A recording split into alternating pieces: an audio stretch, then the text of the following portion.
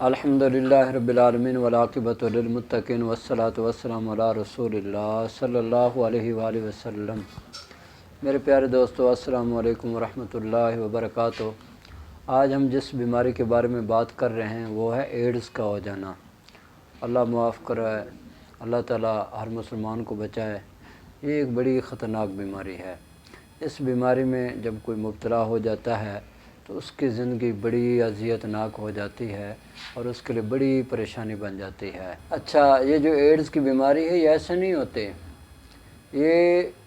ان لوگوں کو ہوتی ہے جو کثرت مباشرت کرتے ہیں یا کثرت عیاشی میں مبتلا ہو جاتے ہیں۔ یہ ان کو اللہ تعالیٰ سزا کے طور پر اس میں مبتلا کرتے ہیں، اور اللہ سے ہم اس گناہ سے پناہ مانگتے ہیں۔ اور بعض دفعہ یہ غلط علاج سے بھی یہ ہو جاتا ہے ایڈز،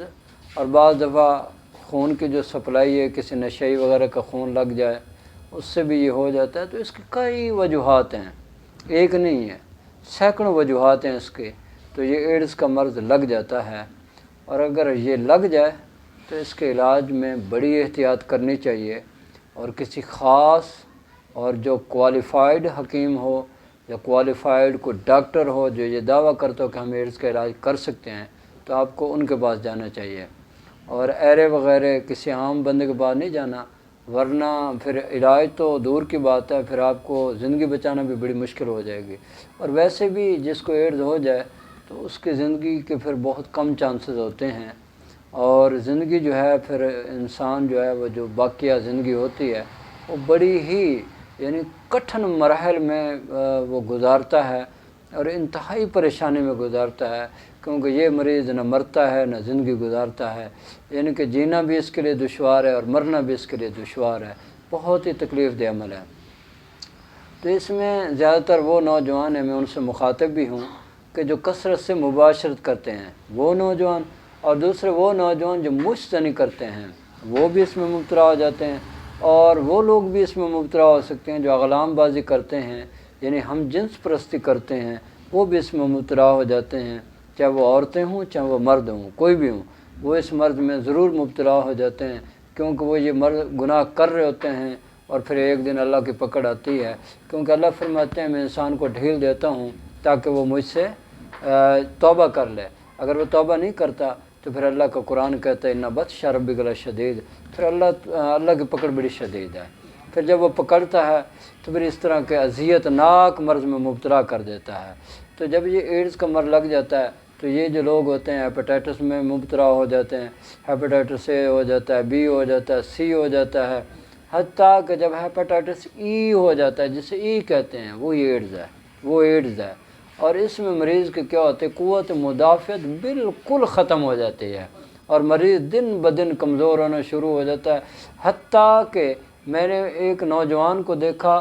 نوجوان تھا، کوئی اس کی اتنی عمر نہیں تھی، 28 سال کے قریب اس کی عمر تھی، میں نے اس کو دیکھا کہ وہ سٹک اٹھا کے اس کے ساتھ وہ چل رہا تھا، یعنی اتنی اس کو کمزوری ہو چکی تھی، اور اس سے کھڑا بھی نہیں ہوا جا سکتا تھا، معدہ اس کا بالکل وہ جواب دے گیا، اور اس کے اندر جتنی بھی طاقت وہ جیسے وہ یکدم ختم ہو گئی۔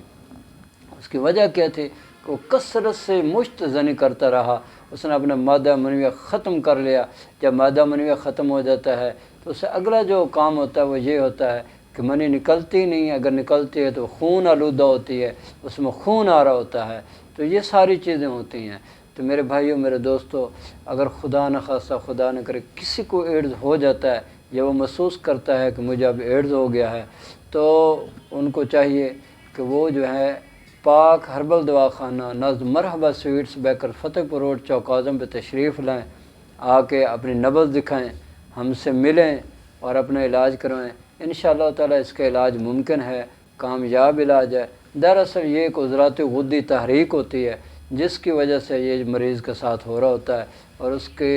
یعنی کہ خشکی اتنی بڑھ جاتی ہے کہ اس کے خون میں بھی خشکی ہوتی ہے، جسم میں بھی خشکی ہوتی ہے، اور دن بدن وہ خشک ہوتا جاتا ہے، کمزور ہوتا جاتا ہے۔ تو وہ نوجوان کوئی بھی اگر ایسا ہے تو وہ ہمارے پاس تشریف لائے۔ اچھا، بعض اس میں جو نشئی لوگ ہوتے ہیں، پاؤڈر پیتے ہیں، افیم کھاتے ہیں یا چرس کا استعمال کرتے ہیں، وہ بھی اس مرض میں مبتلا ہو جاتے ہیں۔ تو ان کو بھی میرا پیغام ہے، اگر خدا نخواستہ آپ افیون کا شکار ہو گئے ہیں اور یا آپ کوئی ایسا نشہ کرتے ہیں، آپ بھی ہمارے پاس تشریف لائیں،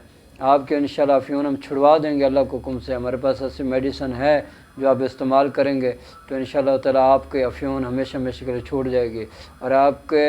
جتنے بھی امراض ہیں وہ بھی انشاءاللہ ٹھیک ہونے شروع ہو جائیں گے۔ تو جتنے بھی لوگ ہیں، کوئی بھی اس میں مرض مبتلا ہے یا کسی کا رشتہ دار مبتلا ہے یا کوئی دوست ہے، کوئی بھی ہے، تو آپ ہم سے رابطہ کر سکتے ہیں، اور آنے سے پہلے ٹائم ضرور لیجیے گا۔ انشاءاللہ تعالیٰ آپ کا مریض اللہ کے حکم سے ٹھیک ہو جائے گا۔ اب میری اللہ سے دعا ہے کہ اللہ تعالیٰ آپ کو اور مجھے اور پوری دنیا کے